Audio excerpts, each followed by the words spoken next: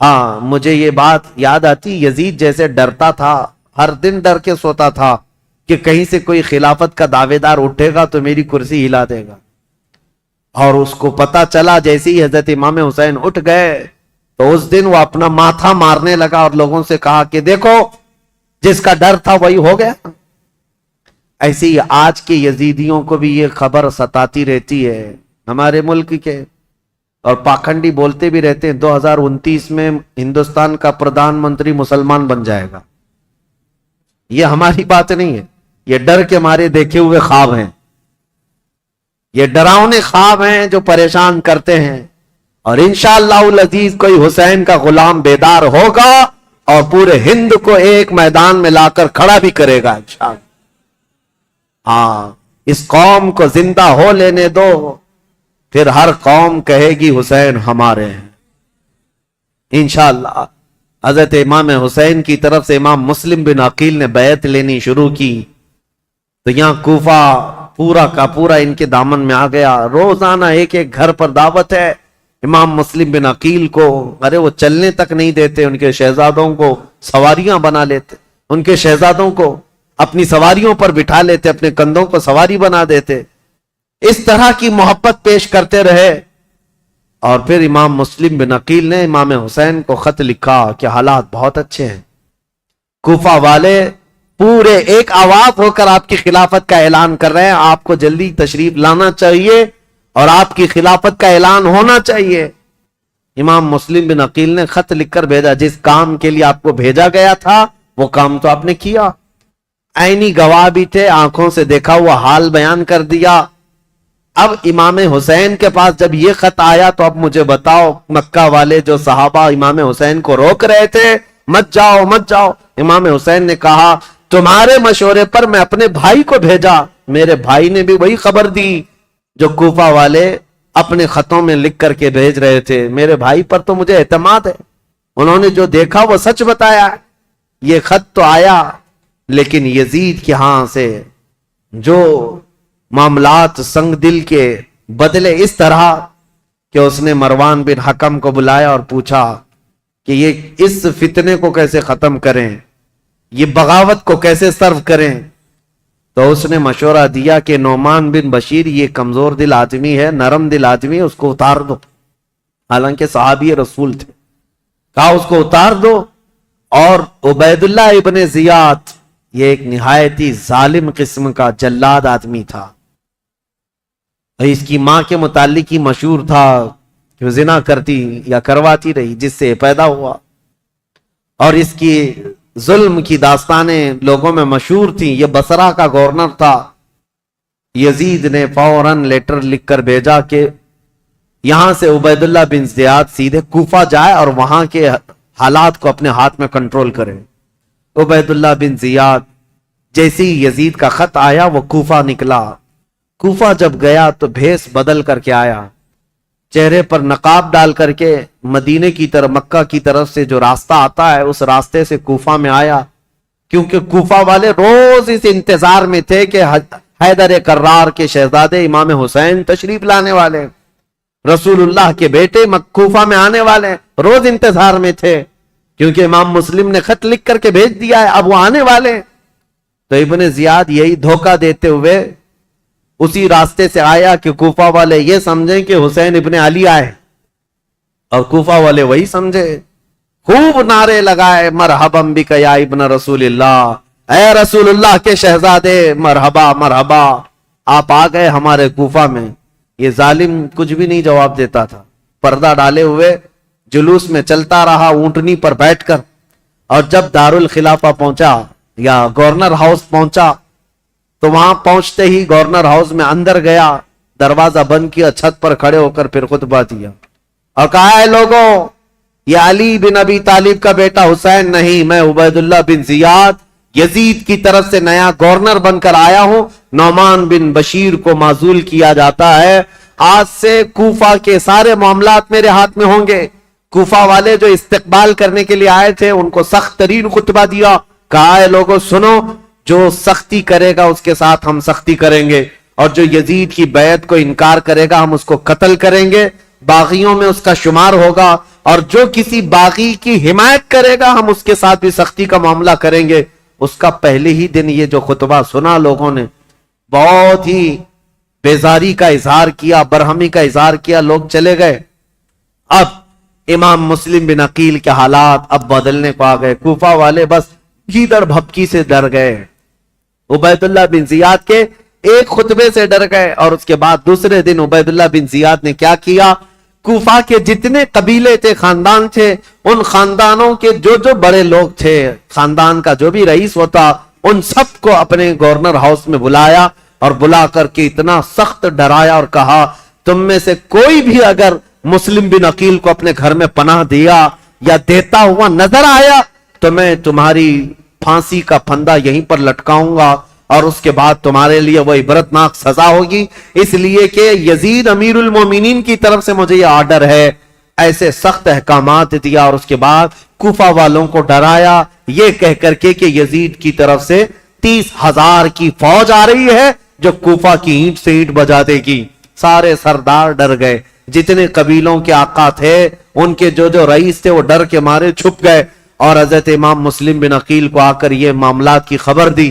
امام مسلم بن عقیل جس گھر میں تھے, عبید اللہ مختار بن عبید جس کے گھر میں تھے, وہاں سے آپ ہجرت کر گئے, وہاں سے نکل گئے کہ یہاں رہنا اچھا نہیں. تو وہاں سے نکل کر کے ایک بہت ہی عمر دراز صحابی تھے کوفہ میں, ہانی بن عروہ, ان کے گھر گئے. یہ محب اہل بیت تھے, خاندان نبوت کے چاہنے والے تھے. امام مسلم بن عقیل ان کے گھر جاتے ہیں, ہانی بن عروہ نے ان کا استقبال کیا اور اپنے گھر کے ایک کمرے کے اندر ان کو چھپا دیا. رازداری کے ساتھ امام مسلم بن عقیل اور ان کے شہزادوں کو اپنے گھر میں رکھا. اور جتنے اہل بیت سے لوگ محبت کرتے تھے صرف ان کو معلوم تھا کہ امام مسلم بن عقیل ہانی بن عروہ کے گھر میں ہے. اور اس کے باوجود امام مسلم بن عقیل ہانی بن عروہ کے گھر میں رہ کر بھی کوفہ والوں کو بلاتے رہے. جو اب تک 60,000 کی تعداد میں پہنچے تھے بیعت کرنے والے, اب ان لوگوں میں اب چھانٹنا شروع کیا کہ ابھی بچے کتنے ہیں. ہانی بن عروہ کے گھر میں جب آپ خفیہ لوگوں سے ملاقات کرتے تھے اس وقت بھی 18,000 لوگ ابھی بھی امام مسلم بن عقیل کے ساتھ تھے. آ کر کے انہوں نے اپنے ساتھ ہونے کا اظہار کیا. امام مسلم بن عقیل نے کہا کہ اب بھی حالات صحیح ہیں, کچھ بدلے تو کیا ہوا, کچھ تو موجود ہیں, امام حسین کو آنا چاہیے. دوسرا خط بھی انہوں نے لکھا کہ حالات قابو میں آنے کے لائق ہیں, آپ تشریف لائیں. دوسرا خط بھی گیا امام حسین کو. لیکن اب امام مسلم بن عقیل کی تلاش شروع کر دیا عبید اللہ بن زیاد. یہ ہر جگہ لوگوں سے پوچھنے لگ گیا کہ مسلم بن عقیل جو آئے ہیں حسین کی طرف سے وکیل بن کر, وہ کس کے گھر میں چھپے ہوئے, کوئی بتانے کو تیار نہیں تھا. اب عبید اللہ بن زیاد نے ایک غلام کو پیسہ دے کر کے بھیجا, 3,000 درہم یا دینار, کہا کہ تو جا کر کے کسی نہ کسی طرح سے تلاش کر کے معلوم کر کے مسلم بن عقیل کہاں چھپے. اب وہ روزانہ گھومتا تھا اور جو اہل بیت سے محبت کرنے والے ہیں وہ جانتا تھا. تو ایک مسلم بن اوسجہ اسدی رضی اللہ تعالیٰ محب اہل بیت سے مسجد میں عبادت میں رہتے, ان کے پاس گیا یہ غلام جس کا نام معقل تھا. یہ گیا اور کہا جا کر کے مجھے مسلم بن عقیل سے ملنا ہے. تو مسلم بن اوسجہ اسدی یہ کہتے ہیں تو مجھ سے کیوں پوچھ رہا ہے, مسجد میں اور بھی بہت سارے لوگ ہیں. تو یہ غلام کہتا ہے آپ تو جانتے ہیں حالات خراب ہیں, میں اہل بیت کا کٹر حامی ہوں, محب ہوں, میں کچھ نظر اور نیاز لے کر کے آیا ہوں امام مسلم بن عقیل کو دینے کے لیے. وہ ہمارے شہر کوفہ میں غریب ہیں, لوگوں نے ان کو پریشان کر رکھا ہے. تو حضرت مسلم بن اوسجہ اسدی سمجھ گئے کہ یہ محب اہل بیت ہے, اس کو پکڑ کر ہانی بن عروہ کے گھر لے گئے. آؤ میں تجھے ملاتا ہوں. حضرت ہانی بن عروہ کے گھر یہ معقل غلام گیا تو دیکھا حضرت مسلم بن عقیل اور ان کے دونوں شہزادے گھر کے اندر ایک کمرے کے اندر موجود ہیں. اور جتنے اہل بیت سے محبت کرنے والے رازدار لوگ تھے وہ آتے تھے, ملتے تھے, جاتے تھے. انہی میں یہ معقل غلام بھی گیا, جا کر 3,000 درہم نظر میں رکھا اور اس کے بعد رو دھو کر کے ان کے سامنے محبت کا اظہار کیا اور کہا میں محب اہل بیت ہوں, مجھے آنے کی اجازت ہو. تو اس کو آنے کی روزانہ اجازت ملی. دن بھر ان کے حجرے میں بیٹھا رہتا, کتنے لوگ کوفہ سے ان سے ملنے آ رہے ہیں, کون کون کیا کیا باتیں کر رہا ہے, سب سنتا اور رات میں جا کر عبید اللہ بن زیاد کو ساری رپورٹ دیتا. सारी जासूसी करता था। उस जमाने का वो मशहूर टिप्पर, जो यहां पर भी बहुत सारे लोग इस तरह के, इसलिए मुझे ये कहना पड़ रहा है, ये सबसे बुरा काम है जिस पर अल्लाह और उसके रसूल की लानत हुई है। मेरे आका सल्लल्लाहु तआला अलैहि वसल्लम ने उनके लिए जहन्नम की बशारत दी है जो मुसलमानों की जासूसी करते हैं या मुसलमानों की खबरें कुफार और मुशरिकीन को पहुंचाते हैं। उनको मुनाफिकीन में शुमार किया गया है, मुनाफिकीन में शुमार किया गया है। हुजूर अकरम सल्लल्लाहु तआला अलैहि वसल्लम इस कदर नाराज थे, इस कदर नाराज, सिर्फ एक सहाबी के बारे में बीच में बात आई, अर्ज करता हूं तौबा करें मेरे अजीजों। मैं मुंबई के एक इलाका जहां घनी आबादी है मुसलमानों की, नाम नहीं जिक्र कर रहा हूं क्योंकि रिकॉर्ड होता है और हर जगह चीजें पहुंचती। एक घनी आबादी का इलाका है, वहां जाने के बाद एक हाजी साहब है, उनसे मुलाकात हुई तो लोगों के कारोबार पूछ रहे थे। तो उसमें उन्होंने कहा कि यहाँ के अक्सर मुसलमानों का जो कारोबार है वो टिप देना है, पुलिस को टिप देना है, इसी पर इनकी रोजी रोटी चलती है। और कुछ जो है झूठे फर्जी कागजात पर फ्लैटों की खरीदो फरोख्त करते हैं, टोपी डालते हैं, यही कारोबार है। नौज़ बिल्लाह मिन ज़ालिक। इन बातों में हमारी कौम को सबसे ज्यादा बदनाम किया गया है या होगा। 500 रुपये 1000 रुपये के लिए क्या कोई अपनी कौम बेच देगा? कोई अपनी कौम बेच देगा? मेरे अजीजों, तुम हरगिज ये मत समझना कि तुम्हारी खबरें देने से तुम उनके सामने अजीज बन जाओगे। वो ऐसे कुत्ते हैं कि एक शिकार के बाद दूसरा शिकार तुम ही होगे, तुम्हारा ही नंबर हो। और मैं जो बात अर्ज कर रहा था हदीस, वो अर्ज करके आगे बढ़ता हूं। एक सहाबी हजरत अबू लुबाबा, यहूदियों के मुतालिक हुजूर ने रात में मीटिंग की थी कि इनके साथ क्या करना है। सारे सहाबा का इत्तेफाक हो गया था। यहूदी चूंकि धोखा दिए थे मदीने वालों को, मीटिंग में बात पास हो गई कि क्या करना है। लेकिन हुजूर ने रात में यह कहा था कि कोई भी इस बात की खबर बाहर नहीं पहुंचाएगा, यह रसूलुल्लाह का राज है। लेकिन हजरत अबू लुबाबा साहबी ये बाहर जा रहे थे, यहूदियों ने उन्हें पकड़ लिया। पुरानी दोस्ती थी, बचपन की दोस्ती थी। कहा अबू लुबाबा, सुना है रसूलुल्लाह ने कुछ मीटिंग की है हमारे बारे में, क्या मशवरा हुआ है? कहा नहीं बताऊंगा, हरगिज नहीं बताऊंगा, अल्लाह के रसूल का राज है। तो उन पर प्रेशर डालने लगे, पुरानी दोस्ती का वास्ता देते हुए, बचपन की दोस्ती है, कुछ तो बताओ, अच्छा इशारा तो बताओ। मेरे अजीजों, आज तो जानबूझ करके पूरा अपना प्रोफेशनल और अपना कारोबार बनाए हुए लोग हैं। वो तो हजरत अबू लुबाबा गलती से उनके हाथों लग गए, तो उन्होंने इशारे से सिर्फ यूं कहा था कि तुम्हारा हो जाएगा काम होने में। और यहूदी रातों रात पूरा मदीना खाली करके भाग गए। दूसरे दिन हुजूर को खबर हुई, हुजूर ने बुलाया, पूछा कि किसने खबर की हमारे रात की बात को। तो हजरत अबू लुबाबा कहते हैं खड़ा हो गया, क्योंकि पता है ना भी बताता तो मुखबिर सादिक सल्लल्लाहु अलैहि वसल्लम को हर बात की खबर है। हजरत अबू लुबाबा खड़े हो गए, कहा या रसूल अल्लाह, ये जुर्म मेरा है, लेकिन मैंने जानबूझकर के आपका राज इफ्शा नहीं किया और ना ही मुसलमानों की कोई बात जानबूझकर यहूदियों को बताया। मैं तो रास्ते पे जा रहा था और अचानक उनके हत्थे चढ़ गया। उन्होंने मुझे बचपन की दोस्ती याद दिलाई और बहुत ज्यादा दबाव डाला, मैंने इशारा किया था बस। जानते हो इस बात पर मेरे आका ने क्या फरमाया? नबी पाक सल्लल्लाहु तआला अलैहि वसल्लम खड़े हो गए, सारे मदीने के सहाबा से कहा, आज के बाद से अबू लुबाबा से कोई मुसलमान न सलाम करेगा न मुसाफा करेगा। हुजूर पाक ने फरमाया मुकम्मल तौर पर अबू लुबाबा का बाइकाट करो, कोई सलाम भी नहीं करेगा, मुसाफा भी नहीं करेगा। हजरत अबू लुबाबा के मुतालिक इतना सख्त हुक्म हुजूर ने फरमाया। और आज भी मदीने तैयबा मस्जिद नबवी जाओगे, वहां सुतूनों में, मस्जिद के अंदर जो सुतून है ना, उन सुतूनों में एक सुतून हजरत अबू लुबाबा के नाम से है।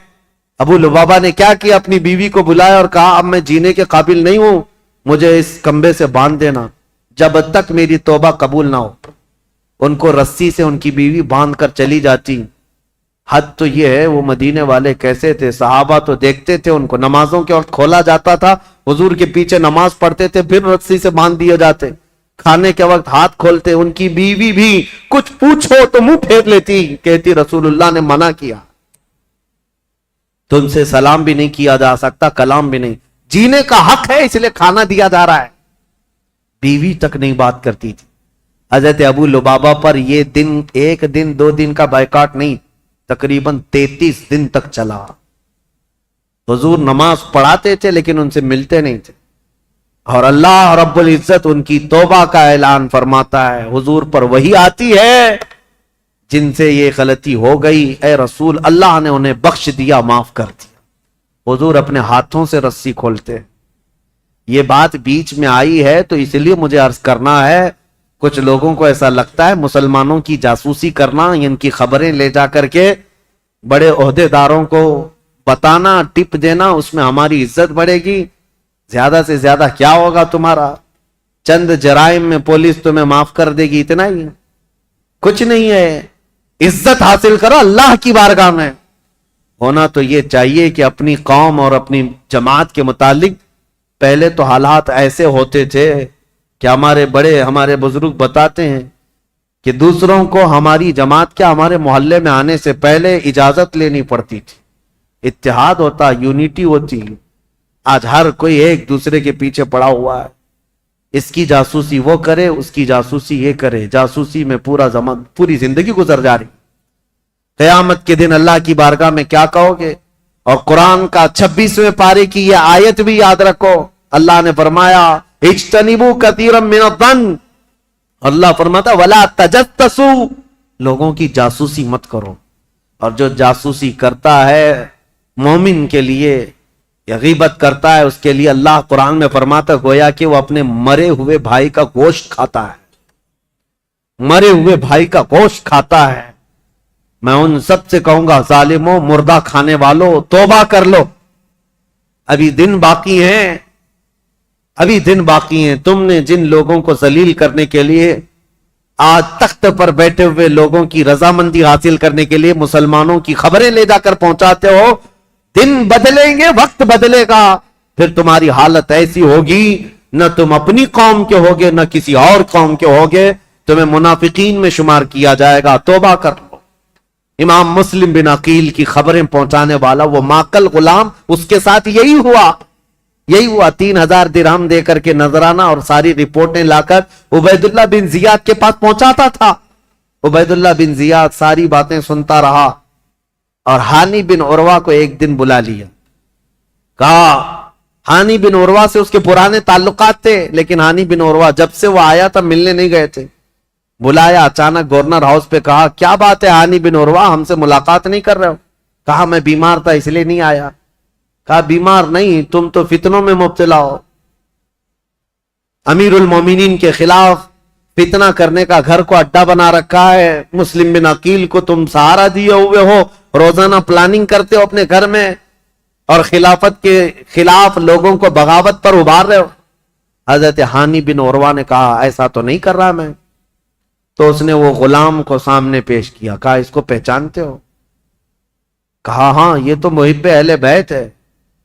وہ ماقل بن یسار جو غلام تھا، اس نے کہا میں کوئی محب اہل بیت نہیں، میں عبید اللہ بن زیاد کا سپاہی ہوں، میں ان کی طرف سے آیا کرتا تھا. ہانی بن عروہ دیکھ کر دنگ رہ گئے. مسلمان کو اگر کسی نے ڈنک مارا ہے تو دوسرا مسلمان ہی مارا ہے. اکثر یہی ہوا ہے تاریخ میں، جب تک اپنا کوئی گھر کا بھیدی نہیں ہوتا تب تک کوئی دشمن ہم پر غالب نہیں ہوتا. پوری تاریخ میں دیکھیں آپ یہی ہوتا رہا ہے. ہانی بن عروہ نے کہا تو اب یہ تیری جاسوسی تھی تو سن لے، حقیقت بات یہ ہے مسلم بن عقیل خود آئے ہیں میرے گھر اور وہ اہل بیت سے ہیں، میں ان کو منع نہیں کر سکتا اس لیے میں اپنے گھر میں رکھا ہوں. مسلم بن عقیل کی ابھی یہ بات چل رہی تھی، کوفہ میں یہ بات گردش کرنے لگ گئی کہ وہ قبیلہ بنی مزعج کے تھے. ایک قبیلہ تھا بنی مزعج، اس قبیلے کے ہانی بن عروہ سردار تھے. مشہور ہو گئی ہانی بن عروہ کا قتل ہو گیا، ان کو مارا گیا. تب سارے ان کے خاندان کے لوگ اور سب کے سب جمع ہو گئے. یہ تعداد بھی قریب 12,000 کی تھی. امام مسلم بن عقیل اس میں باہر نکل کر کے آ گئے. کوفہ کے جتنے لوگ ہیں ان کو لے کر گورنر ہاؤس کا گھیراؤ کر لیا، سب کو باہر جمع کر لیا. امام مسلم بن عقیل نے کہا اس وقت تک نہیں جائیں گے جب تک ہانی بن عروہ کے قتل کے بارے میں ہم ابن زیاد سے بدلہ نہ لیں گے. کوفہ والے نعرہ لگاتے ہوئے آ گئے. یہ وقت بھی ایسا تھا امام مسلم بن عقیل چاہتے تو پورے گورنر ہاؤس کو تباہ کر دیتے، لیکن جب 12,000 لوگ آئے تھے تو ابن زیاد نے کیا کیا، ہانی بن عروہ کو اس نے قتل نہیں کیا تھا، گھر وہیں گورنر ہاؤس میں قید کر کے رکھا تھا، بوڑھے صحابی تھے، ان کو پکڑ کر کے چھت پر لایا گیا اور یہ زور زبردستی ان سے کہا گیا اپنے قبیلے والوں سے کہہ دو واپس چلے جائیں، اپنے قبیلے والوں سے کہہ دو مسلم بن عقیل کا ساتھ چھوڑ دیں ورنہ ہانی بن عروہ تمہارا قتل ہو جائے گا، ٹکڑے ہو جائیں گے۔ ہانی بن عروہ چھت پر آئے اور اعلان کیا، اے لوگوں میں زندہ ہوں، مجھے نہیں مارا گیا ہے، لیکن بات یہ ہے فتنہ و فساد ہو رہا ہے، تم لوگ سب منتشر ہو جاؤ۔ تو ابن زیاد کی طرف سے ایک آدمی کھڑا ہوا کہ اے بنی مزیج کے لوگوں، تم سے ابن زیاد کی کوئی دشمنی نہیں ہے، ہانی بن عروہ کا وہ دوست ہے، تم سب مسلم بن عقیل سے دور ہو جاؤ، ہانی بن عروہ کو کوفہ میں ایک عزت دار عہدہ دیا جائے گا اور ان کو یہاں پر عزت و تکریم سے نوازا جائے گا۔ قبیلے کے سارے لوگ نکل گئے۔ یہی وہ تاریخ ہے جب امام مسلم بن عقیل رات کو نماز پڑھانے کے لیے کھڑے تھے، عشاء کی 12,000 لوگ تھے، رات بھر یہ قضیہ چلتا رہا اور سارے قبیلے بنی مزیج کے اور کوفہ والے چھوڑ کر کے جاتے رہے۔ صبح کے وقت امام مسلم بن عقیل کے پیچھے فجر میں صرف 3 لوگ باقی تھے، 3 لوگ باقی رہ گئے۔ تاریخ میں ایسا باپ کبھی سنا ہے اپنے 12,000 لوگ ایک بیت چھوڑ کر کے جائیں اور 3 لوگ باقی رہ جائیں؟ یہ رسول اللہ کے خاندان والوں کا بہت عظیم امتحان تھا۔ امام مسلم بن عقیل نے دیکھا کہ یہ سارے چھوڑ کر چلے گئے، لیکن ہوا کیا، سب کے جانے کے بعد حضرت امام مسلم بن عقیل اب تیسرا گھر ڈھونڈنے والے تھے کہ کسی کے گھر تو رکوں جا کر۔ پہلے مختار بن عبید کے گھر میں تھے، دوسرے ہانی بن عروہ کے گھر میں، اب حضرت امام مسلم بن عقیل جہاں سے گزرتے تھے کوفہ والے اپنا گھر بند کر دیتے تھے، کوفہ والے گھر بند کر دیتے، ان کی وجہ سے ہمارے اوپر عذاب آ جائے گا، یہ ابن زیاد ہمیں چھوڑے گا نہیں، ہمیں مار ڈالے گا۔ امام مسلم بن عقیل گھومتے رہے، پھرتے رہے، دن بھر کسی نے آپ کے لیے دروازہ نہیں کھولا، کوئی دروازہ نہیں کھولا، بھوکے اور پیاسے کوفہ میں۔ یہ وہ کوفہ ہے جو 3 دن میں بدل گیا۔ عبید اللہ بن زیاد کے آتے ہی پورے لوگوں کی طبیعت چینج ہو گئی۔ ایک عورت تھی طوعا نام کی، وہ اہل بیت سے محبت کرنے والی، امام مسلم بن عقیل کو دیکھتی ہے اور لے کر کے آ جاتی ہے، میرے گھر میں رک جائے، چاہے پورا زمانہ مخالف ہو جائے، میں اپنی جان کی بازی لگا دوں گی، لیکن رسول اللہ کے گھر والوں کو اس طرح میں راستوں پر گھومتا پھرتا نہیں دیکھ سکتی، آپ آئیں میرے گھر۔ امام مسلم بن عقیل اس عورت کے گھر گئے، طوعا، یہ عورت بڑی جانثار تھی۔ اب ادھر ہوا یہ کہ ہانی بن عروہ کا قبیلہ تو چلا گیا، اب ہانی بن عروہ کو جو اس نے دعویٰ کیا تھا کہ ان کو عزت سے نوازا جائے گا، کچھ نہیں، ان کو دوسرے دن کھڑا کیا گورنر ہاؤس میں، کہا مسلم بن عقیل کو میرے حوالے کر دو۔ ہانی بن عروہ نے کہا میں اپنا سارا گھر اور اپنی جان تیرے حوالے کر سکتا ہوں، مسلم بن عقیل کو تیرے حوالے نہیں کروں گا۔ اب ان کی دوستی بھی ختم ہو گئی۔ ہانی بن عروہ نے جب ایسی سختیاں کی تو عبید اللہ بن زیاد نے فوجیوں سے کہا کہ اس بوڑھے کو باہر لے جاؤ، رسی سے باندھ کر کے راستوں پر کھینچو تاکہ کوفہ والے دیکھتے رہے۔ ہانی بن عروہ کو عبید اللہ بن زیاد کے ظالم فوجی رسیوں سے باندھ کر کوفہ کی گلیوں میں کھینچتے رہے۔ صحابی رسول ہیں، بوڑھے صحابی تھے، 80 سال کی عمر تھی۔ جب گلیوں میں کھینچا جاتا تھا وہ کھڑے ہو کر پوچھتے تھے، چیختے تھے، کوئی ہے، کوئی مجھے لاٹھی تو دے دے، کوئی رسی تو دے دے، میں کسی سے حفاظت کر لوں۔ ان کا خود کا قبیلہ بھی قریب آنے کو تیار نہیں، یہاں تک کہ گھماتے پھراتے ان کو گورنر ہاؤس پر لایا گیا۔ جب انہوں نے سخت جملے کہے، اے عبید اللہ بن زیاد سن لے، میں گواہی دیتا ہوں تو کذاب ابن کذاب ہے، اور جس کی خلافت کا تو دعویٰ کرتا ہے یزید، وہ سب سے بڑا دجال ہے، کذاب ہے۔ اس بات پر عبید اللہ بن زیاد نے حکم دیا اور ہانی بن عروہ رضی اللہ تعالیٰ عنہ کو پٹک کر کے قتل کر دیا گیا، صحابی رسول کو شہید کر دیا گیا۔ میرے عزیزوں، یہاں سے کوفہ میں جو اہل بیت اطہار کے جانثاروں کی شہادت شروع ہوئی، اس میں پہلے ہانی بن عروہ تھے، اور اس کے بعد وہ مسلم بن اوسجہ اسدی جو محب اہل بیت تھے، ان کا قتل ہوا۔ پھر اب ڈھونڈنے کے لیے بھیجا کہ جہاں کئی مسلم بن عقیل ہیں ان کو ڈھونڈ کر کے لاؤ. یہ حالات ہوتے رہے. اور توعا نام کی عورت کے گھر مسلم بن عقیل تھے. اتفاق ایسا کہ اس توعا نامی عورت کا جو بیٹا تھا محمد بن اشعث، وہ ابن زیاد کے درباری تھا، فوجی تھا. اور اس کو خبر ملی تو ابن زیاد سے آ کر کے کہا میری ماں نے پناہ دے رکھی ہے مسلم بن عقیل کو، لیکن میری ماں بہت ڈھیٹ ہے، مانے گی نہیں، وہ مجھ سے بھی لڑ جائے گی، مسلم بن عقیل کو حوالے نہیں کرے. تو کیا کیا جائے؟ ابن زیاد نے پوچھا تو اس نے کہا بیٹے نے میرے ساتھ 10 فوجیوں کو بھیجو، کسی نہ کسی طرح گرفتار کر کے لاؤں گا. تو 10 فوجیوں کو یا 12 فوجیوں کو لے کر یہ محمد بن اشعث آیا اور اپنی ماں سے آ کر کہا کہ ماں تو ایک مجرم کو پناہ دی ہے، ماں تو نے ایک غدار کو اور دھوکے باز کو اور خلافت کے باغی کو پناہ دیا ہے، تجھے پتہ نہیں انجام کیا ہے؟ توعا باہر نکلی اور کہا مجھے افسوس ہے اس دن پر جس دن میں نے تجھے دودھ پلایا تھا، اس دن پر مجھے افسوس ہے، اور تو کہتا ہے میں نے باغی کو پناہ دی ہے. نہیں، در حقیقت میں نے رسول اللہ کے گھر کو اپنے گھر میں بسایا ہے، میں نے رسول اللہ کے گھر کو اپنے گھر میں بسایا ہے. مسلم بن عقیل تیرے حوالے نہیں ہوں گے. اپنے بیٹے سے وہ لڑ گئی. اب یہ 12 لوگ امام مسلم بن عقیل کو پکڑنے آئے تو پہلی مرتبہ امام مسلم بن عقیل کو تلوار نکالنی پڑی. کوفہ میں پہلی مرتبہ جب تلوار نکالی تو یہی 10-12 سے آپ کا مقابلہ ہوا. اور یہ 10-12 کیا، یہ حیدر کرار رضی اللہ تعالیٰ عنہ کے گھر کا شیر ہے. مسلم بن عقیل کی تلوار چمکتی تھی اور سامنے وہ بھاگے پھرتے تھے کتوں کی طرح، کوئی پکڑنے کو آتا نہیں تھا. یہاں تک کہ ایک شخص قریب آیا اور امام مسلم بن عقیل پر حملہ کرنے لگا. آپ کا اس کی تلوار منہ پر گری جس سے آپ کا ہونٹ کٹ گیا. امام مسلم بن عقیل کا ہونٹ کٹ گیا.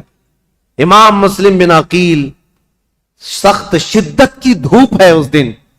توعا نامی خاتون سے کہتے ہیں اے محب اہل بیت، جانثاران اہل بیت کی خاتون، مجھے تھوڑا پانی دے دو، میں پانی پیوں گا اور ان کا کام تمام کروں. خاتون پانی لائی، ایک کھٹورے میں پانی لائی. امام مسلم بن عقیل پانی کے لیے جیسی کھٹوری آگے کرتے ہیں خون پورا اس پانی میں گرتا.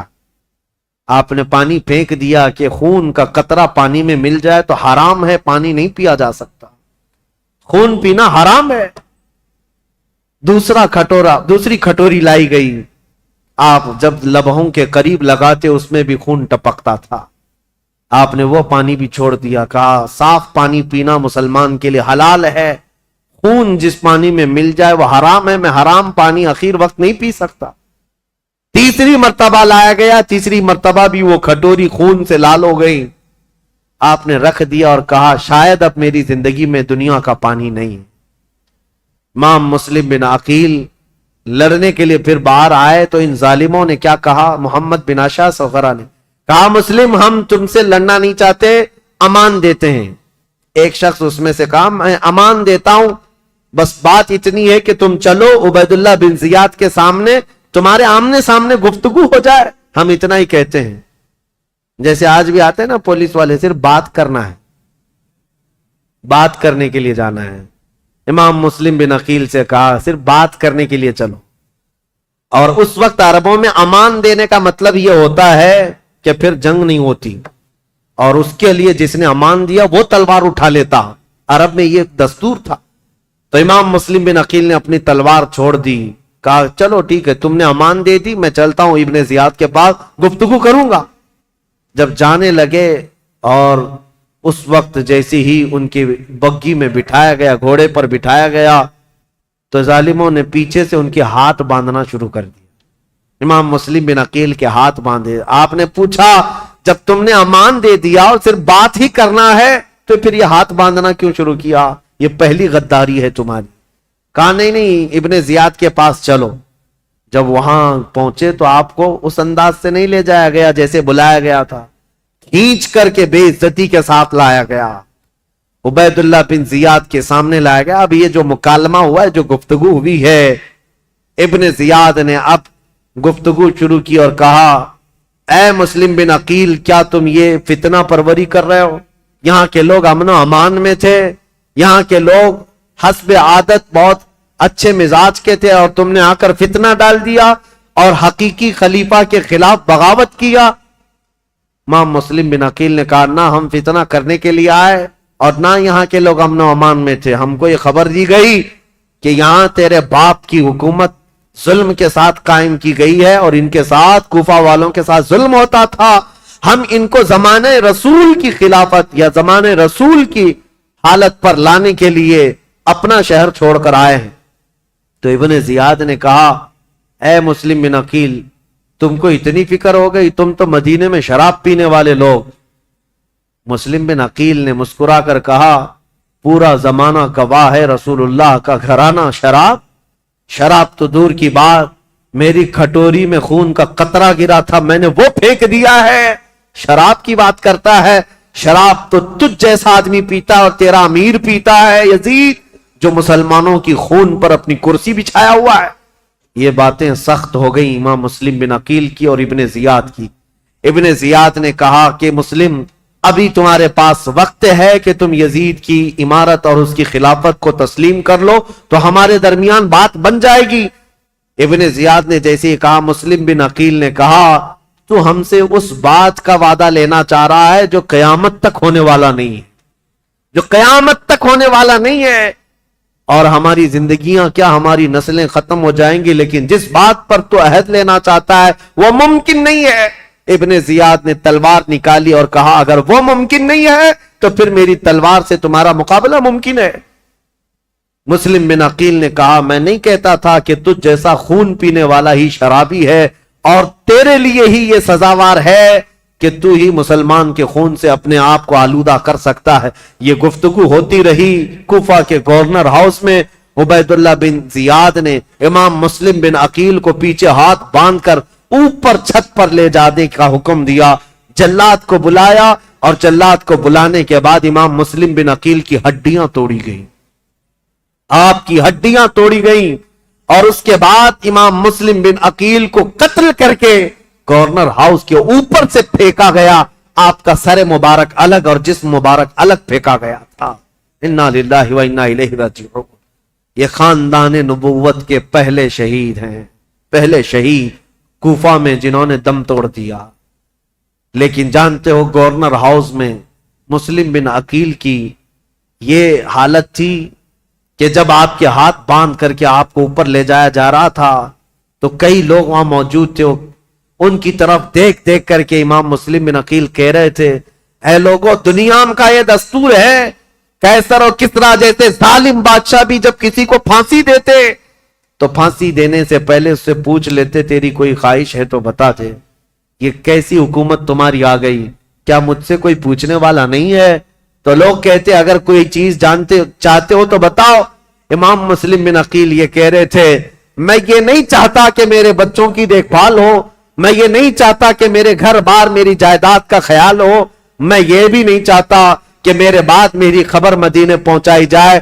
بس اتنی خواہش ہے میری موت سے پہلے حسین ابن علی کو یہ پیغام پہنچا دو کہ وہ کوفہ جیسے بددیانت شہر میں کبھی نہ آئے.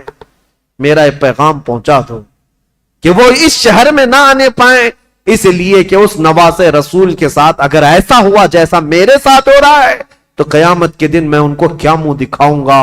حسین اگر مجھ سے یہ پوچھے کہ اے مسلم تمہارے خط کی وجہ سے میں آیا تھا اور میرے ساتھ کوفہ والوں نے کیا کیا, اگر حسین ابن علی مجھ سے یہ پوچھ لیں تو میں کیا جواب دوں گا, اس لیے کہ اب تک میں 2 خط لکھ چکا ہوں کہ کوفہ کے حالات بڑے اچھے ہیں. اس لیے اے لوگوں میرا یہ پیغام پہنچا دو حسین ابن علی کوفہ کی طرف نہ آئیں. کوفہ کے گورنر ہاؤس میں بیٹھے ہوئے لوگ پھٹا مار کر ہنسنے لگے اور کہا مسلم بن عقیل تمہاری یہ خواہش پوری نہیں کی جائے گی اور نہ ہی یہ پیغام حسین تک پہنچایا جائے گا. جاؤ تم پھانسی کے پھندے پر, اگر حسین آتے ہیں تو انہیں بھی اسی طرح کا مزہ چکھایا جائے گا. امام مسلم بن عقیل کی شہادت ہو گئی اور جیسے ہی ان کی شہادت ہوئی میرے عزیزوں ہانی بن عروہ جو ان کے جانثار تھے, ان کے محب تھے, ان کا قتل ہوا. مسلم بن اوسجہ کا قتل ہوا. اب ہانی بن مسلم بن عقیل کا قتل ہوا. اتنا ہی نہیں کہ گورنر ہاؤس سے ان کی لاش پھینکی گئی تھی, ہڈیاں توڑی گئی تھی. اتنا ہی نہیں, مجھے بتانے میں درد محسوس ہوتا ہے، رونگٹے کھڑے ہو جاتے ہیں۔ مسلم بن عقیل کی لاش کو گورنر ہاؤس پر لٹکایا گیا۔ کوفہ والے دیکھتے رہو، جو بغاوت کرے گا اس کا انجام یہی ہوگا، جو ہمارے امیر کے خلاف کھڑا ہوگا اس کے ساتھ ہم یہی برتاؤ کریں گے۔ میں یہ کہتا ہوں اے مسلمانوں، اس واقعے کو بار بار یاد کرنا۔ موب لنچنگ یہ آج کی تاریخ نہیں ہے، کوفہ والوں نے بہت پہلے شروع کر رکھا تھا۔ آج کے یہ کتے بھیڑیے جب کسی مسلمان پر حملہ آور ہوتے ہیں اور مار مار کر کے گوشت کے نام پر، گائے کے گوشت کے نام پر، پتہ نہیں کس کس چیز کے نام پر، کیا ہمارے ملک میں یہ حالات نہیں ہوتے؟ پہلو خان، جنید خان، پتہ نہیں کتنے ایسے نوجوانوں کو بے گناہ مار دیا گیا موب لنچنگ کے ذریعے، اور کبھی کسی کو گرفتار کر کے زبردستی ان کو مار کر کے یہ کہا جائے بولو ہمارے بھگوان کا نام۔ یہ سب جو حالات ہوئے، اور پھر یہ کتے ظالم کرتے کیا ہیں؟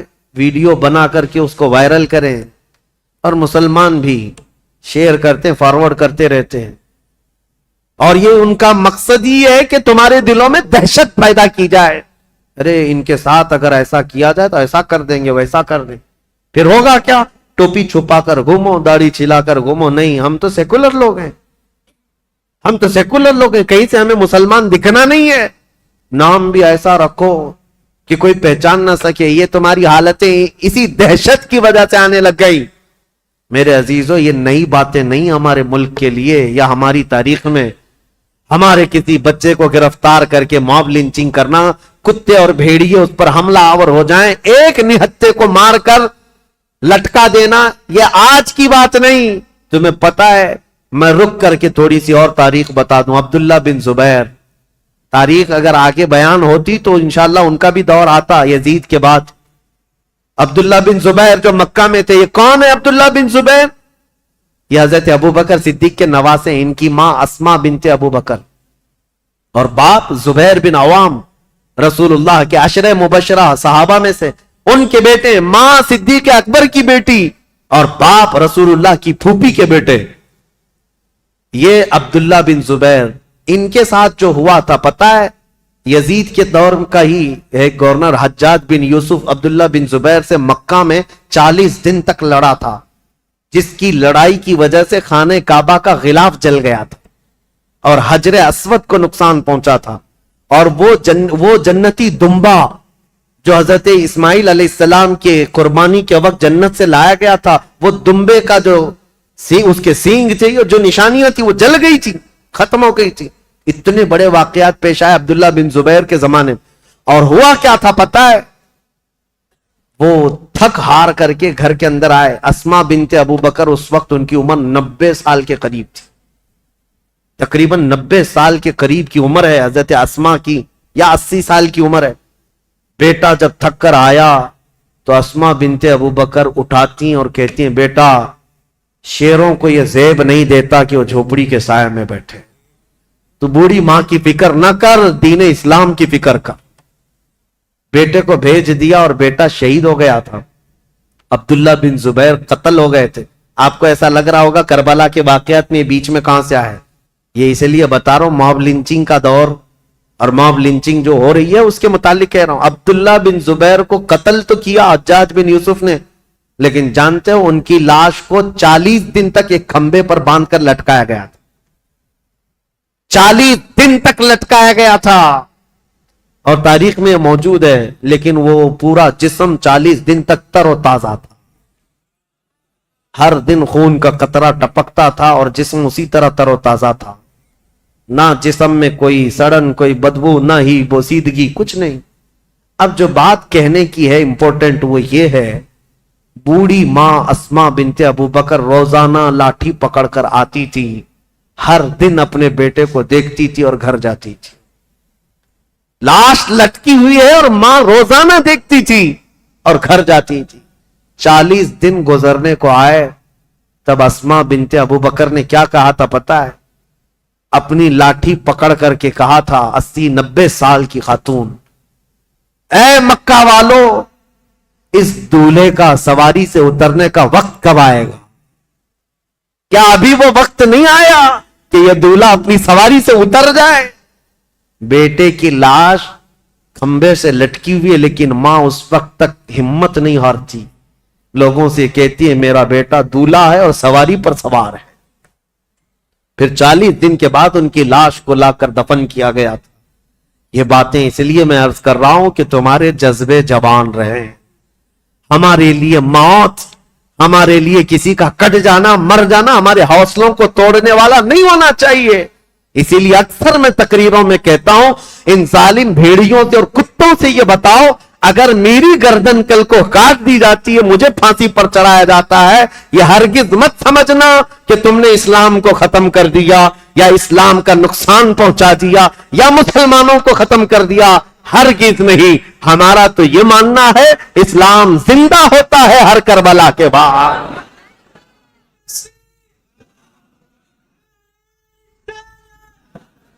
اسلام زندہ ہوتا ہے ہر کربلا کے بعد۔ حضرت امام مسلم بن عقیل کی لاش کو لٹکا کر کوفہ والوں نے یہ موب لنچنگ ہی تو کیا تھا، تو کیا اس وقت اسلام ختم ہو گیا؟ سب ڈر کر کے سہم کر کے سب چیزیں چھوڑ دیے؟ نہیں میرے عزیزو، اسلام پھلتا رہا، پھولتا رہا۔ اسی لیے یہ کچھ دیر کی خاموشی ہے، پھر شور آئے۔ آج کتوں کا وقت ہے، کل ہمارا دور ہے انشاءاللہ العزیز۔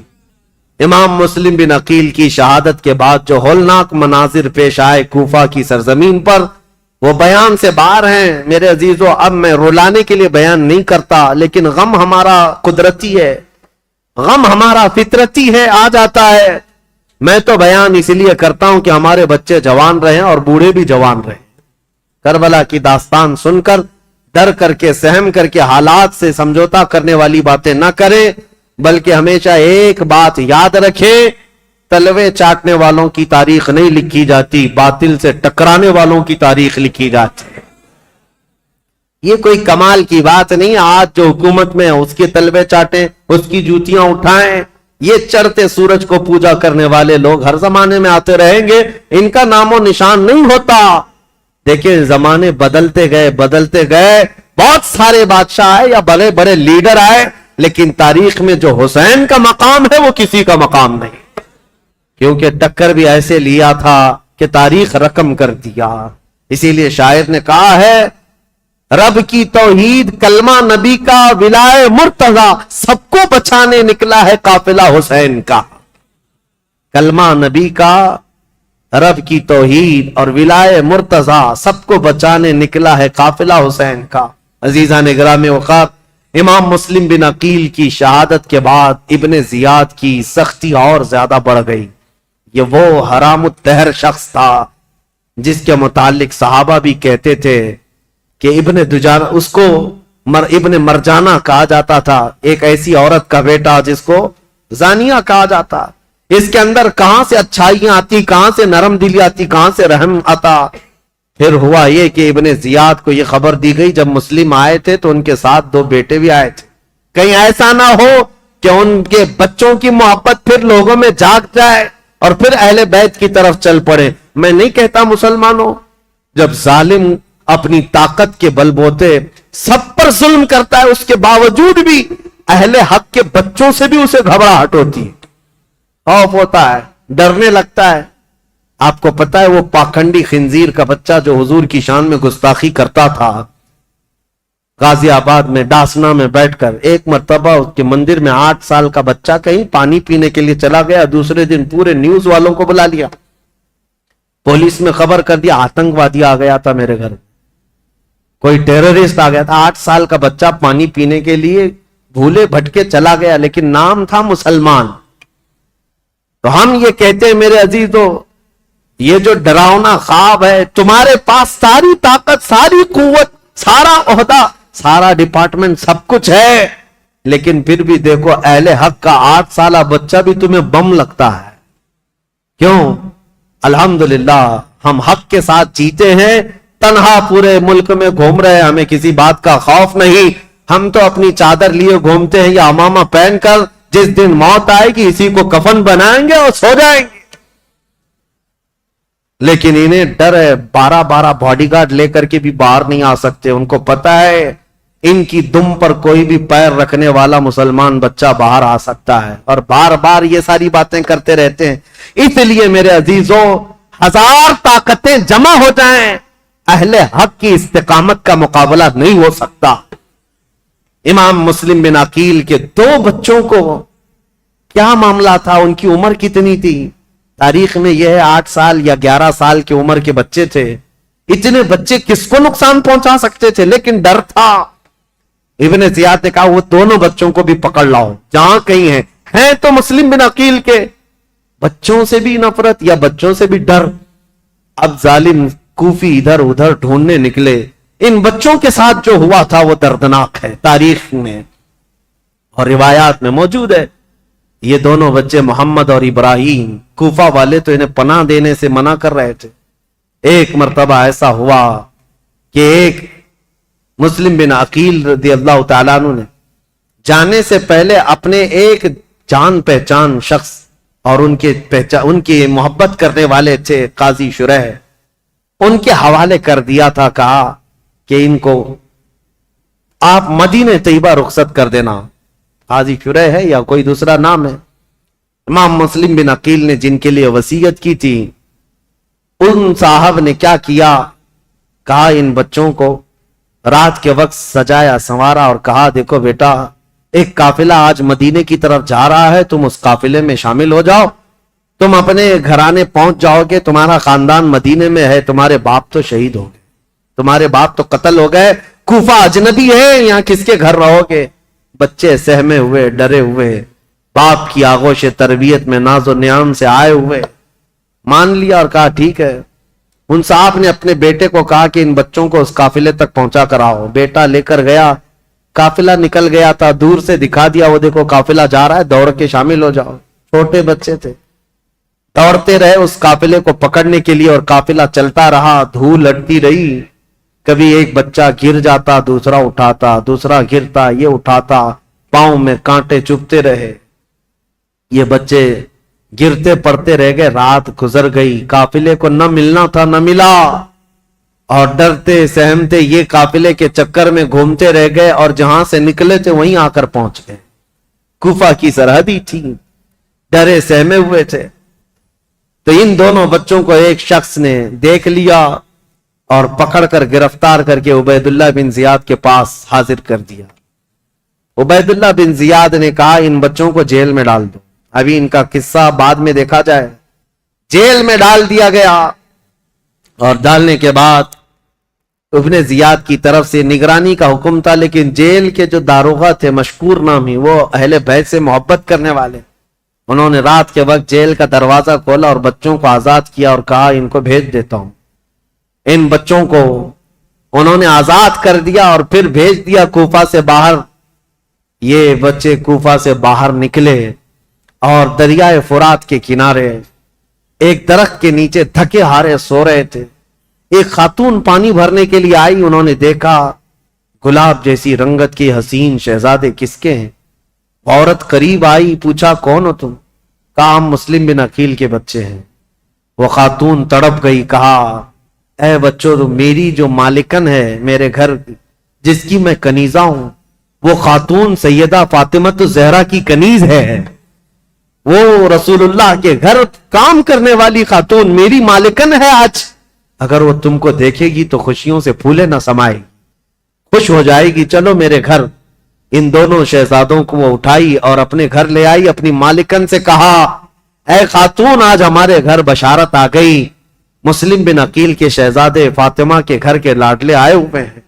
وہ خاتون دیکھتی ہے، وہ تو خوشیوں میں وجد کرنے لگتی ہے، میرا گھر آج بہاروں سے بھر گیا، میں رسول اللہ کے خاندان کو اپنے گھر کب لا سکتی تھی، آج میری قسمت جاگ گئی۔ بچوں کو نہلایا دھلایا اور انہیں گرم کھلایا اور کہا بچوں تمہیں کسی بات کی فکر نہیں، تم میرے گھر آرام کرو، جب مناسب ہوگا میں تمہیں خود لے جا کر مدینے چھوڑ آؤں گی۔ اس خاتون کی بے پناہ محبت تھی ان شہزادوں سے، لیکن تاریخ میں ایک عجیب اتفاق رہا ہے، شیطان کے گھر کبھی ولی اور کبھی ولی کے گھر شیطان، یہ رشتے دیکھنے کو ملے ہیں۔ اس محب اہل بیت خاتون کے گھر اس کا جو شوہر تھا حارث نام کا، یہ بدبخت لالچی آدمی تھا، ये दिन भर उबैदुल्लाह बिन जियाद का दिया हुआ इनाम का लालच लेकर घूम रहा था। लोग जगह जगह गलियों में यह बात मशहूर हो चुकी थी कि उबैदुल्लाह बिन जियाद ने जिन 2 बच्चों को गिरफ्तार करके जेल में रखा था और दारोगा ने उन जेल के दरवाजों को खोलकर बच्चों को आजाद कर दिया, बच्चे भाग गए। लेकिन हुआ क्या, इब्ने जियाद ने दारोगा को बुलाया, मशकूर को पूछा क्या किया, कहा मैंने बच्चों को छोड़ दिया। कहा क्यों छोड़ दिया, कहा इसलिए छोड़ दिया कि कल क़यामत के दिन अगर मेरा नाम दोज़खियों के दरमियान आ जाए तो रसूलुल्लाह की बारगाह में मैं ये अर्ज करूंगा, ऐ अल्लाह के नबी, मैं तुम्हारे शहजादों को जेल से छोड़ा था, आज मुझे जहन्नम से आजादी मिल जाए। मैं तो इस तमन्ना को लेकर आजाद किया। तो इब्ने जियाद ने कहा अगर तेरी वही तमन्ना है तो तू वहां पहुंच जा, जल्दी से पहुंच जा। ये कहते हुए दारोगा का उसने कत्ल कर दिया था, मशकूर को भी कत्ल कर दिया। और फिर अब के बाद जोश और गजब में आकर के ऐलान किया, जो इन 2 शहजादों को ढूंढ कर लाएगा उसे 100 ऊंट इनाम में दिए जाएंगे, उतना ही माल दिया जाएगा। अब लालची कूफी हर जगह इधर उधर घूम रहे थे इन बच्चों की तलाश में, जगह जगह मारे मारे घूम रहे थे। और ये हारिस नामी शख्स दिन भर तलाश करके रात को अपने घर पहुंचा है, अपनी बीवी के पास आया और सो रहा है रात के वक्त। लेकिन उसे यह खबर नहीं कि जिन बच्चों को ढूंढ रहा था वो बच्चे इसी के घर में आराम कर रहे हैं। खातून तो जानिसाराने अहले बैत में से थी, मुहिब्बाने अहले बैत में से थी। उस खातून ने तो हक अदा किया था मोहब्बत अहले बैत का, बच्चों को खिलाया पिलाया और सुलाया। बच्चे नरम और नाजुक बिस्तर पर सोए थे। रात को इन दोनों शहजादों ने ख्वाब देखा। हजरत मोहम्मद जो बड़े साहबजादे थे, इब्राहिम जो छोटे साहबजादे थे, ख्वाब में देखा अपने बाप को। ख्वाब में ये देखा इन दोनों शहजादों ने रसूल करीम सल्लल्लाहु तआला अलैहि वसल्लम मसनद नशीन है, सहाबा इर्द गिर्द बैठे हुए हैं और मुस्लिम बिन अकील खूनी जुब्बे में तरबतर रसूलुल्लाह के पास आ रहे हैं। उनके जिस्म पर खून टपक रहा है। मेरे आका सल्लल्लाहु तआला अलैहि वसल्लम ने देखा और इस मुस्लिम बिन अकील से पूछा, मरहबा, आ जाओ मुस्लिम, तुम्हारे लिए मैं पानी लिए खड़ा हूं। लेकिन ऐ मुस्लिम, अकेले आ गए, बच्चों को कहां छोड़ आए हो, बच्चे कहां हैं? मुस्लिम बिन अकील ने कहा, या रसूल अल्लाह, मेरे पीछे पीछे आने वाले हैं, मैं उन्हें पीछे छोड़ आया हूं। इतना सुनना था, ये बच्चे ख्वाब देख रहे थे, बिचक कर उठ गए और एक दूसरे से चिमट कर रोने लगे। दोनों ने सेम ख्वाब देखा था, एक दूसरे को ख्वाब बताया। दोनों ने कहा मैंने भी बाबा जान को देखा, दूसरे ने कहा मैंने भी बाबा जान को देखा। रसूलुल्लाह की महफिल में अब्बा जान को खूनी जुब्बे में तरबतर हमने देखा है। अल्लाह अकबर, ये बच्चे सहम कर रो रहे थे, इनकी आवाजें बुलंद हो गई। घर में बच्चों की आवाज, वो बे औलाद शख्स था हारिस, रात को जाग गया, अपनी बीवी से पूछा, हमारे घर तो कोई औलाद नहीं, ये बच्चों के रोने की आवाज कहां से आ रही है? बीवी ने कहा शायद पड़ोसी के घर से आवाज आती होगी, तुम सो जाओ। बीवी ने मना किया बताने से।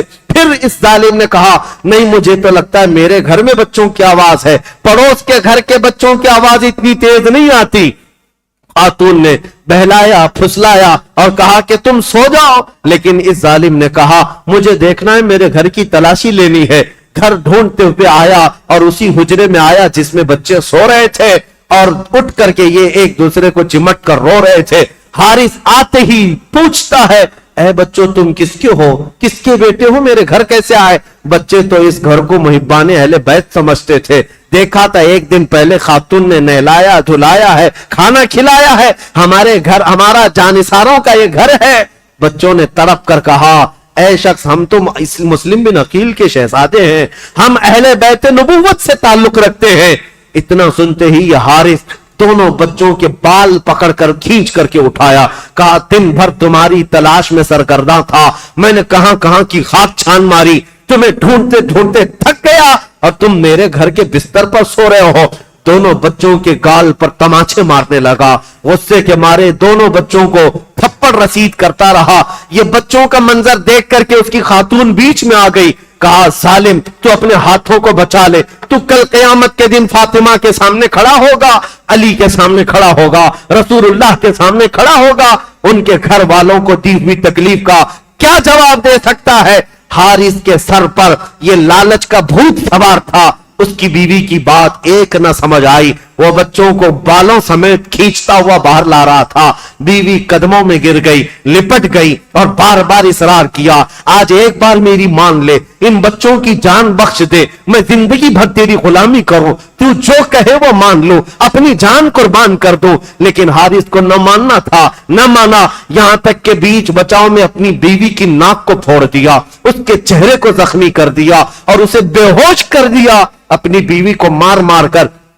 फिर घर से अपनी तेज तर्रार तलवार को उठाया और कहा, चलो ए बच्चों, तुम्हारा वक्त आ गया, तुम्हारा बाप जहां गया है मैं तुम्हें वहां जल्दी क्यों ना पहुंचा दूं, तुम भी वहां पहुंच जाओ, ताकि उबैदुल्लाह बिन जियाद ने जो 100 ऊंट के इनाम का ये ऐलान किया है, मैं उसका हकदार बन जाऊं। कल मेरे घर 100 ऊंट आएंगे, मेरे घर इतना ही माल आएगा, बस मुझे तुम्हारी गर्दनों को ले जाना है, तुम्हारे कटे हुए सरों को ले जाना है। इन बच्चों के बालों को पकड़कर वो खींचता हुआ दरियाए फुरात के करीब आया। अजीजा ने गिरामी वकार, तारीख की ये सच्चाइयां जब हम पढ़ते हैं आंखें भीग जाती हैं, हमारा जिस्म बोझल हो जाता है, कलेजा मुंह को आता है। इन बच्चों की उस वक्त भी मोहब्बत ये थी, दोनों एक दूसरे से लिपटे हुए। हारिस से क्या कहते हैं, मोहम्मद जो बड़े साहबजादे थे वो ये कहते, हारिस एक बात कहता हूं, मेरी आखिरी ये बात सुन ले, इसलिए कि पहले जब तू तलवार चलाए तो मेरी गर्दन पर मार देना, इसलिए कि ये छोटा जो है इसका कत्ल मैं देख ना सकूंगा, मैं इसके कत्ल को अपनी आंखों से गवारा न कर सकूंगा। छोटे ने बढ़ करके उसको थाम लिया और कहा, हारिस हरगिज मेरे भाई की मत सुनना, इसलिए कि पहली तलवार मेरी गर्दन पर चलाना, मैं अपने बड़े भाई के कत्ल को देख ना सकूंगा। हमारे बाप वैसे ही पहले मारे जा चुके हैं, उनको गवर्नर हाउस से पटक कर उनकी हड्डियां तोड़ी जा चुकी हैं, हम उस गम से अभी बाहर ना निकल पाए, हमारे भाइयों की मौत हमारे सामने ना हो। एक दूसरे पर बहस मुबाहिसा कर रहे हैं, एक कहता मुझे पहले कत्ल कर दो, दूसरा कहता पहले मुझे कत्ल कर दो। जब कत्ल होना ही है तो ये कैसा मिजाज था जो रसूलुल्लाह के खानदान में था, मरना है ही तो भाई की मौत देखकर क्यों मरे, भाई को मरता हुआ देखकर क्यों मरे, मरना है ही तो पहली अपनी जान दे दे, भाई की हिफाजत हो सकती है तो हो जाए। ये मिजाज रसूलुल्लाह के मुआशरे में मिलता है, मेरे आका का बनाया हुआ मिजाज था। दोनों शहजादे जब बहस व मुबाहिसा करते रहे, हारिस ने दोनों की गर्दनों को पकड़ा और कहा, तुम दोनों की ख्वाहिश पूरी एक साथ करता हूं। तलवार हवा में लहराया और एक साथ गर्दन पर मारा, जिससे दोनों शहजादों के सर हवा में उड़ गए। और इन नौनहालों का ऐसा कत्ल दुनिया ने देखा कि सर उड़ते हुए रेत में आकर गिर गए। इसीलिए शायर ने तो कहा था, उन फूलों का क्या जो बहारे जा फिजा दिखला गए, अफसोस तो उन कलियों का है जो बिन खिले मुरझा गए, बिन खिले मुरझा गए। इन फातिमा के लाडलों का, अहले बैत नबुव्वत के, खानदान नबुव्वत के शहजादों का ये पहला कत्ल था। इस कम उम्री में ये 2 बच्चे शहीद हो गए। कूफा की सरजमीन पर इन दोनों के सरों को सजा करके दूसरे दिन ये हारिस नामी बदबख्त सालिम उबैदुल्लाह बिन जियाद के गवर्नर हाउस में पहुंचा और ये दोनों शहजादों के सर लाया और कहा, ऐलान के मुताबिक मेरे 100 ऊंट मुझे दे दो, 100 ऊंट का इनाम मुझे दे दो। उबैदुल्लाह बिन जियाद ने कहा, अरे सालिम, तुझे किसने कहा था कि इनके मुर्दा, इनके कटे हुए सर लाने के लिए? मैं तो जिंदा लाने के लिए कहा था। अगर यजीद ने मुझसे पूछ लिया कि इन बच्चों को कत्ल करने का ऑर्डर किसने दिया था तो मैं क्या पेश करूंगा? ये कहते हुए उबैदुल्लाह बिन जियाद ने उसी वक्त हारिस की गर्दन उड़ा दिया, जो सुबह के वक्त बच्चों का कातिल था। रब्बुल आलमीन ने शाम से पहले उस जालिम को कैफर किरदार तक पहुंचाया। इसीलिए कुरान कहता है, सयअलमुल्लज़ीना ज़लमू अय्य मुनक़लिबिन यनक़लिबून, अन करीब जालिम ये जान लेंगे किस खाई में अल्लाह उन्हें गिराएगा। जुल्म की एक तारीख होती है, जुल्म की हुकूमत ज्यादा देर तक नहीं चल सकती, अल्लाह करीम की पकड़ आ ही जाती है। अजीज